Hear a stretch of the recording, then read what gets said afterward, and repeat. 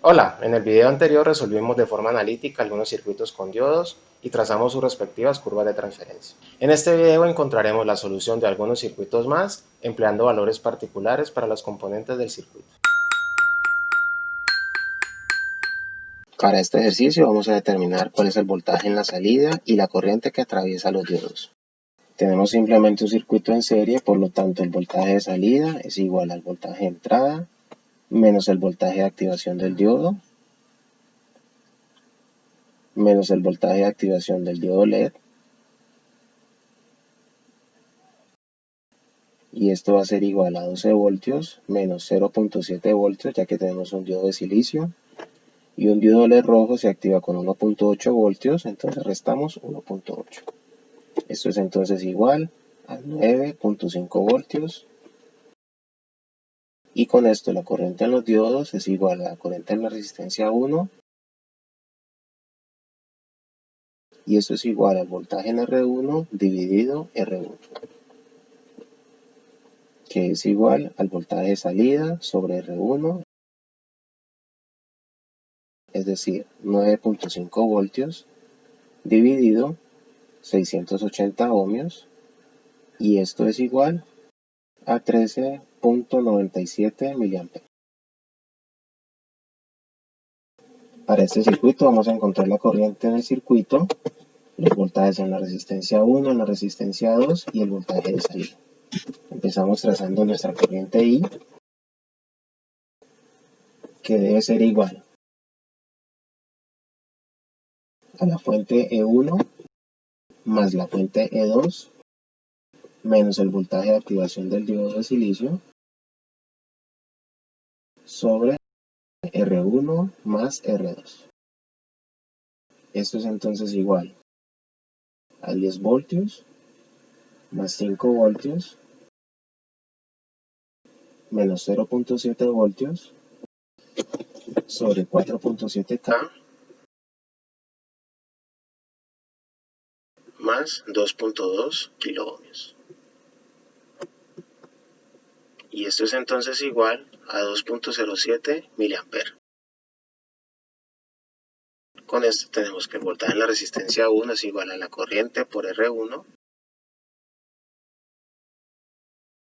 es decir, 9.73 voltios. Y el voltaje en la resistencia 2 es la corriente por R2, es decir, 4.55 voltios. Con esto encontramos nuestro voltaje de salida, que es igual al voltaje en R2 menos el voltaje de la fuente 2, y esto es igual a menos 0.45 voltios. Para este ejercicio vamos a determinar el voltaje en la salida. Tenemos entonces en paralelo un diodo de silicio con un diodo LED. Usando nuestro modelo de voltaje constante, tenemos que mirar cuál de los dos dispositivos se activa con un voltaje inferior. En este caso sabemos que el diodo de silicio se activa con alrededor de 0.7 voltios, de forma que este dispositivo se va a encontrar activo, mientras que el diodo LED se encuentra como un circuito abierto. Con esto tenemos que el voltaje de salida va a ser igual a 12 voltios menos 0.7 voltios igual a 11.3 voltios. Para este ejercicio vamos a determinar las corrientes en la resistencia 1, en la resistencia 2 y en el diodo 2. Tenemos entonces que la corriente en la resistencia 1 es igual al voltaje de activación del diodo sobre R1, y esto es igual a 0.7 voltios para el diodo de silicio sobre 3.3 kiloohmios. Y esto es igual a 0.212 miliamperes. Tracemos la ecuación de esta malla, donde tenemos que el voltaje E es igual al voltaje de activación del diodo 1 más el voltaje de activación del diodo 2 más la corriente en la resistencia 2 por R2. De esta forma encontramos que la corriente en la resistencia 2 es igual a 3.32 mA.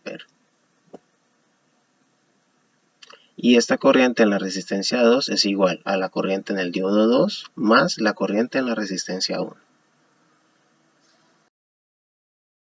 De forma que la corriente en el diodo 2 es igual a la corriente en la resistencia 2 menos la corriente en la resistencia 1. Y esto es entonces igual a 3.11 mA.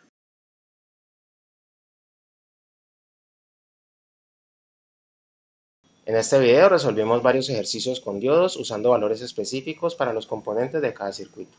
En el próximo video estudiaremos más circuitos con diodos y haremos una comparación de la forma de las ondas de entrada y salida. Los dejo con la referencia bibliográfica. Saludos.